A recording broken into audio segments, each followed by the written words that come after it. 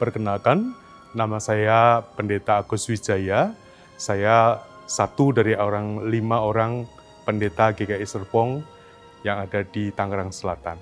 Gereja ini pada awalnya merupakan persekutuan 4 keluarga yang merindukan untuk bersekutu di daerah Serpong ini. Lalu kemudian mereka menghubungi salah satu jemaat, salah satu gereja, dan namun kemudian kita tahu sekitar tahun 69 itu transportasi tidak terlalu baik dan nampaknya pelayanan mereka berhenti tahun 74. Di tahun 80-an ada pelayanan dari GKI Kebayoran Baru. Mereka mulai dengan sekolah minggu, lalu kemudian mereka mendirikan persekutuan. Kami awalnya ada di Kompleks Puspiptek Serpong, lalu kemudian kami diresmikan tanggal 2 Juni tahun 1991. Tetapi kemudian kami pindah ke BSD karena BSD memberikan sebidang tanah kepada GKI Serpong untuk kemudian dibangun. Setelah lalu kemudian kami mulai berkembang di tempat ini. Nama kami adalah GKI Serpong. Ketika kami melakukan pembangunan, kami ada 3 gedung ibadah, lalu kemudian gedung untuk pembinaan, lalu kemudian juga untuk gedung pembinaan yang kedua, maka kami memang melibatkan anggota jemaat melalui persembahan, melalui berbagai macam cara, sehingga kemudian dengan persembahan dari jemaat itu, kita bisa melakukan pembangunan ini. Tentu bersama-sama juga dengan ada beberapa orang donatur yang memberikan donasi kepada kita.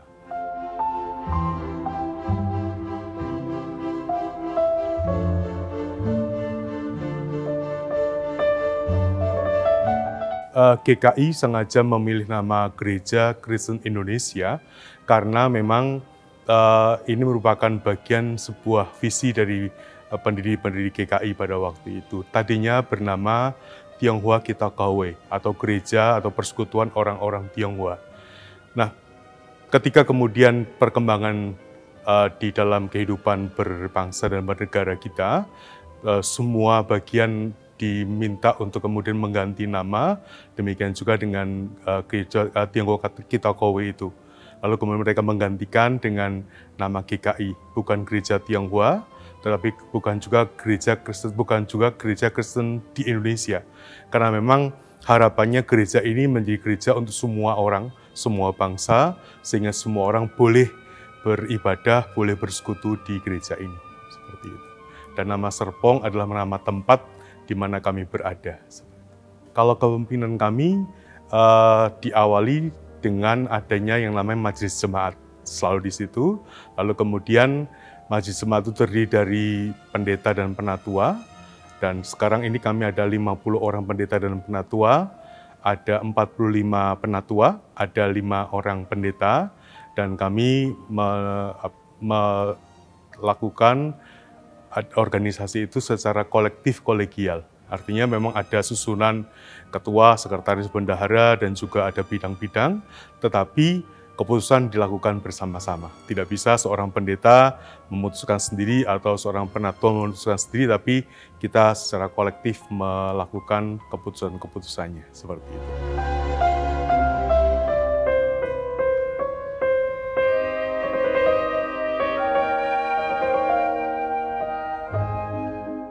Visi GKI Serpong tahun 2022 sampai 2025 adalah menjadi mitra Allah dalam melaksanakan karya keselamatan dengan mewujudkan persekutuan yang erat antar jemaat.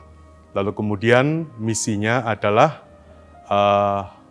mengembangkan spiritualitas melalui persekutuan, pembinaan, dan kesaksian jemaat di dalam komunitas, keluarga, dan keberagaman.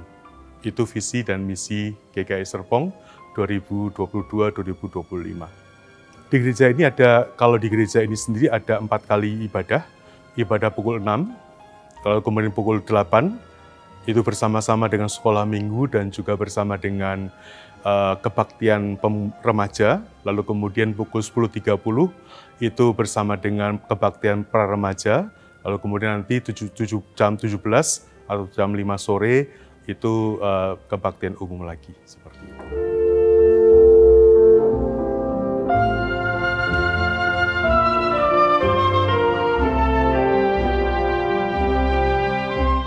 Ibadah-ibadah yang kami lakukan di luar hari Minggu ada beberapa. Itu ada ibadah di wilayah-wilayah, itu pemahaman Alkitab atau juga persekutuan wilayah.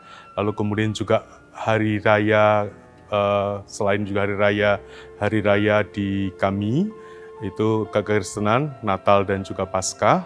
Itu juga ada ibadah untuk di hari Minggu biasanya kita ada tanggal 2 Juni, itu adalah merupakan hari ulang tahun GKI Serpong. Jadi tahun ini, tahun 2024, adalah merupakan hari ulang tahun yang ke-33. Lalu kemudian juga ada beberapa perayaan lagi yang lain, perayaan hari ulang tahun kemerdekaan Republik Indonesia, lalu kemudian juga persekutuan-persekutuan yang lain yang dilakukan juga.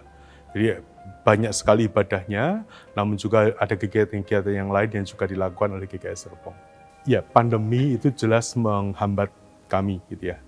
Tetapi memang sebagai gereja yang mesti menjawab tantangan yang dihadapi, maka sekalipun awalnya kami tertatih-tatih dalam arti untuk bagaimana merawat anggota jemaat GKI Serpong, tetapi pandemi itu kemudian juga menjadi pemicu kami, pemicu pengurus majelis jemaat dan juga badan-badan pelayanannya, terutama di bagian multimedia, itu merancang bagaimana supaya jemaat itu kemudian bersekutu, berkumpul, sekalipun tanpa berkumpul secara fisik. Lalu kemudian kami mengadakan yang namanya ibadah secara online. Ada banyak pergumulan pada waktu itu, terutama ketika kami mengadakan sakramen perjamuan kudus terutama, karena memang secara pengajaran sakramen perjamuan kudus itu mestinya memang berkumpul. Tetapi kemudian dengan pemahaman, penghayatan yang dilakukan bersama-sama dengan sinode BPMS, lalu kemudian kita memutuskan untuk juga bisa melakukan perjamuan kudus secara online.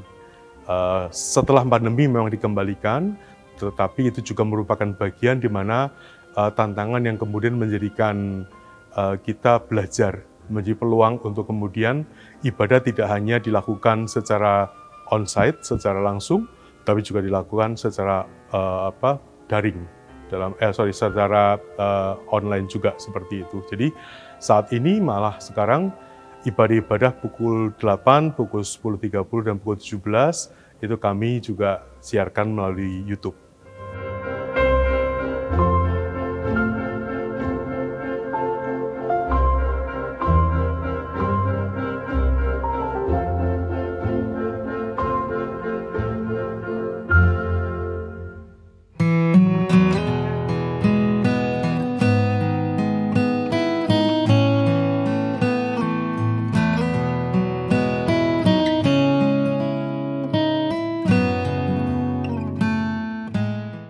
Nama saya Didi Siswoyo, saya anggota jemaat GKI Serpong sejak tahun 1994. Saya Budi Gunawan, saya gabung di GKI Serpong sejak 2004. Gereja ini sesungguhnya memang dari awal sejak kami, terutama saya hadir di sini, sudah ada. Dengan konsep yang memang dulu gereja ini konsepnya kalau menurut pemandangan saya pribadi adalah konsepnya seperti pendopo. Karena apa? Karena dia orientasinya terbuka. Dulu gereja kita itu tidak seperti ini, ya, tidak seperti ini. Area itu terbuka semua, berbentuk teralis-teralis begitu, karena supaya sirkulasi udaranya lebih bagus. Tapi sejalan dengan perkembangan waktu, di mana pemukiman makin bertambah, sehingga kondisi udaranya kan jadi berdampak juga gitu.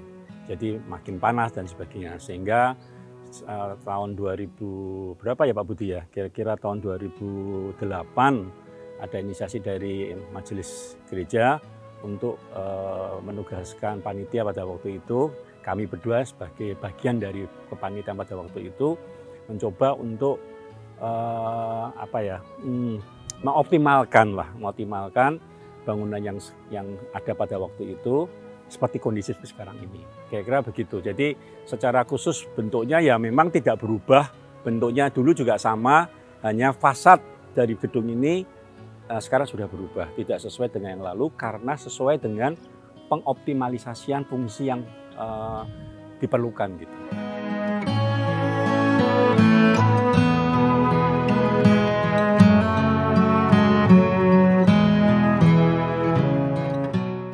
Awal dulu halaman ini masih banyak pepohonan, jadi masih teduh. Tapi memang perkembangan selanjutnya udara makin panas, jadi kenyamanan berjemaat juga terganggu ya. Kalau ibadah jam 10.30 itu banyak jemaat yang sudah mulai kipas-kipas di dalam.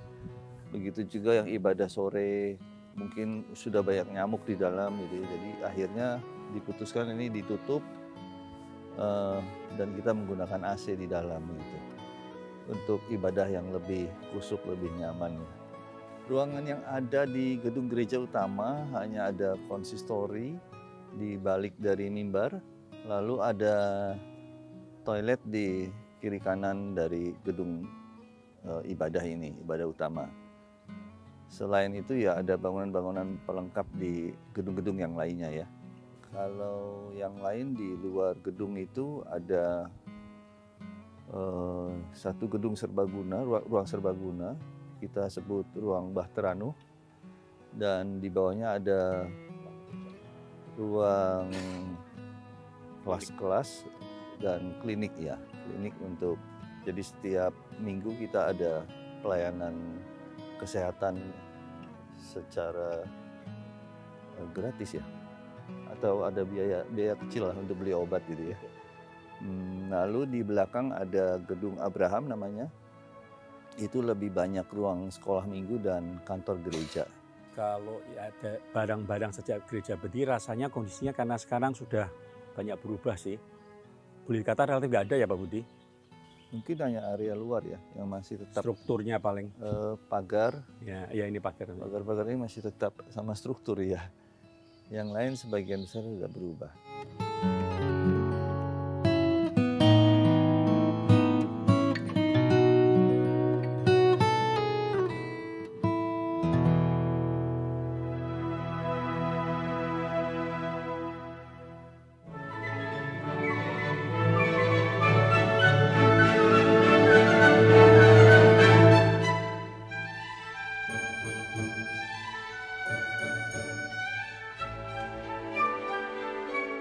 Konsep dari interior ini kita memang fokusnya pada secara mayornya adalah pemujaan kita ke vertikal sebagai bentuk komunikasi kita kepada Tuhan. Tetapi bagaimanapun kita juga perlu berelasi dengan sesama kita sebagai sesama anak Tuhan, dan juga Tuhan juga akan memberkati semua jemaatnya. Maka ceiling ini adalah menjadi bagian dari bentuk horizontal untuk memberikan simbol bahwa keberadaan gereja juga tidak hanya secara vertikal saja, tetapi juga pada hubungan cinta kasih dengan sesama. Kemudian kalau kita perhatikan di altar, itu akan selain garis-garis vertikal, itu di belakang pendeta pada waktu menyampaikan, itu akan ada semacam kanopi. Konsepnya kanopi, tetapi simbolisnya adalah bahwa disitulah Tuhan akan menumpangkan tangannya untuk memberkati gembalanya yang sedang menyampaikan firman-Nya. Salib tadi kita sudah jelaskan di depan bahwa di belakang salib itu ada cahaya. Kami ingin menyimpulkan bahwa adanya tampilan sinar di belakang salib itu untuk lebih memberikan ambience kekudusan di altar tersebut. Gitu. Kemudian altar, mimbar ya tepatnya, bentuknya seperti itu. Waktu itu ya Pak Budi kita tiba-tiba berpikiran kalau di firman itu kan ada orang persembahan itu kan di atas mezbah batu gitu. Jadi kali ini kita membuat meja mimbarnya bukan dari kayu konsepnya, tetapi tampilannya pengen seperti batu. Cuma kalau batu beneran kita terapkan di sini pada waktu itu belum kepikir. Jadi kita ambil finishing materialnya aja dari batu. Kemudian juga kalau kita perhatikan lagi, nanti di kanan dan kiri altar itu akan ada simbol-simbol dengan warna kain. Itu biasanya dari di gereja pada waktu ibadah-ibadah tertentu, apakah itu Natal, apakah itu Paskah, ataupun momen-momen ibadah tertentu, kain itu akan berubah-ubah sesuai dengan tema liturgi ibadah itu berlangsung begitu. Jadi kita sudah siapkan itu semua. Kemudian kita juga sediakan tadi kita sampaikan untuk tempat sujud. Ya waktu itu konsepnya bentuknya kenapa seperti itu, kalau nanti sempat diambil itu bentuk mewakili waktu kita bersujud. Yaitu kita dengan bentuk framing yang stainless yang di kanan dan kiri. Kemudian itu tempat bagi untuk bukan untuk baptis, ya itu kita siapin juga, konsepnya juga dari batu. Jadi kalau diperhatikan semua dari meja mimbar pendeta, kemudian mimbarnya untuk penatua, kemudian standnya untuk tiang lilin, dan juga tadi bagi untuk baptis, itu melambangkan semua dari batu. Berdasarkan dari yaitu kalau di firman itu kan kitab zaman dulu kita pakainya dari batu-batu gitu. Itu kira-kira kita konsepnya ambil dari sana. Ya, karena kita sekarang lagi berada di lantai 2, jadi rasanya kita bahas yang di sini dulu ya. Jadi lantai 2 ini perubahannya yang jelas posisi tangga seperti yang tadi saya sampaikan di awal, itu posisinya berubah. Karena dulu tangga ke balkon itu berada di dalam ruang ibadah. Sekarang tetap di dalam ruang ibadah, tetapi memanfaatkan area yang dulunya area luar sebetulnya. Karena sekarang sudah kita jadikan satu bangunan gedung, di mana tangga itu ada di samping kanan dan ada di samping kiri begitu. Nah, sekarang kita ada di balkon di sini. Dulu ini area tepi ini adalah void, karena luarnya kan terbuka tadi gitu. Nah, sekarang sudah kita tutup, kita extension, tujuannya juga supaya bisa menambah kapasitas jemaat yang ada di area balkon. Perawatan bangunan gereja yang rutin ya, dari kantor ada 2 orang karyawan yang merawat gedung secara rutin, dan untuk perawatan ringan lah, perbaikan-perbaikan ringan. Kalau perbaikan yang lebih besar atau agak banyak, ada tim khusus yang dibentuk oleh gereja, namanya tim perencanaan dan pembangunan. Itu kami bertugas ya mempersiapkan renovasi atau perbaikan yang besar-besar. Lalu kalau diperlukan kami juga akan menunjuk vendor atau kontraktor yang untuk memperbaiki kerusakan itu gitu ya. Tapi secara rutin yang diperbaiki ya mungkin paling kita ngecat atau bocor, perbaikan bocor, maintenance AC, ya servis AC dan lain-lain, itu aja sih.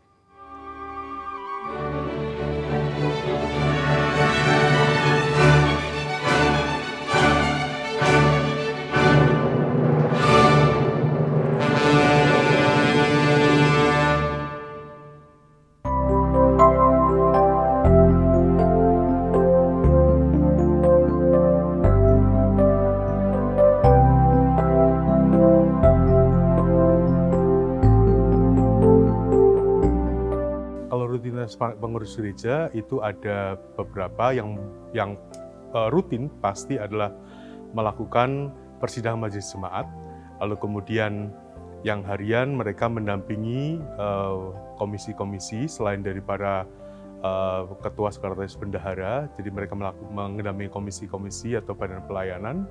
Mereka juga lalu kemudian melakukan juga tugas-tugas hari Minggu, lalu kemudian juga pelayanan di wilayah-wilayah.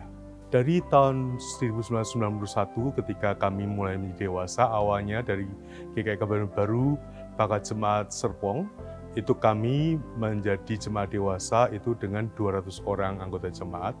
Lalu kemudian setelah kami berpindah ke BSD 1994, itu kami mulai berkembang seiring dengan perkembangan kawasan BSD, dan sekarang kami kurang lebih 4.500 anggota jemaat yang sudah anggota CD, belum termasuk anak-anak. Ya, kalau dari latar belakang budaya, seperti tadi saya jelaskan tentang GKI, maka ketika GKMI terbuka, tidak lagi menjadi gereja Tionghoa, tetapi juga menjadi gereja yang terbuka bagi suku-suku yang lain. Jadi ada suku Tionghoa, ada suku Jawa, ada suku Batak, Manado, ada juga yang lain-lain juga, seperti itu. Lalu kemudian kalau dari segi domisili, maka kebanyakan anggota jemaat itu ada di daerah pinggiran, dalam arti pinggiran Jakarta, itu ada di BSD, Villa Melati Mas, Alam Sutra, Gading Serpong, dan ada juga yang ada tinggal di desa, namanya di Cikoleang dan sekitarnya. Kalau usia 60% itu adalah merupakan usia produktif, pemuda sampai dewasa. Lalu kemudian 25% itu anak-anak, lalu kemudian sisanya adalah remaja dan juga orang lanjut usia. Persekutuan di gereja itu dibagi beberapa. Yang pertama persekutuan wilayah, kami ada 16 wilayah. Lalu kemudian ada persekutuan yang merupakan keluarga, yaitu ada yang namanya parenting class. Lalu kemudian ada juga yang namanya pasutri, yaitu membina pasangan-pasangan untuk mereka meningkatkan kualitas kehidupan pernikahan mereka. Lalu kemudian juga ada komunitas untuk olahraga, terutama untuk remaja pemuda, tapi juga untuk orang dewasa itu ada tenis meja. Lalu kemudian juga ada komunitas paduan suara yang tidak selalu ada di gereja, tapi mereka juga ada di wilayah-wilayah atau mereka membentuk sendiri dari anak-anak sampai ke lanjut usia. Kategori yang dilakukan memang yang umum adalah persekutuan atau kebaktian, itu mereka lakukan. Lalu kemudian juga dalam rangka itu ada diskusi-diskusi, ada juga seminar-seminar yang mereka lakukan sesuai dengan usia mereka atau kebutuhan dari komunitas tersebut. Tapi juga ada juga live-in atau juga mengunjungi panti asuhan atau panti werda. Lalu kemudian juga ada bagaimana mereka juga mengadakan pembinaan di luar gereja. Ya, di lingkungan gereja ini bermacam-macam, tidak hanya terutama untuk karyawan. Karyawan itu juga ada banyak macam, artinya bahwa tidak hanya ke Kristen Protestan, tapi juga ada yang Katolik, namun juga ada juga yang Muslim. Dalam arti bahwa memang rekrutmen bukan lalu kemudian hanya dibatasi, tetapi juga ada juga teman-teman yang kemudian juga bergabung bersama dengan kami, yang kemudian bisa menjalin kebersamaan. Lalu kemudian juga dengan lingkungan, ada kerjasama dengan lingkungan Giriloka, di mana kami berada, namun juga salah satunya juga ketika kami mempunyai klinik, itu kemudian juga terbuka untuk masyarakat sekitarnya.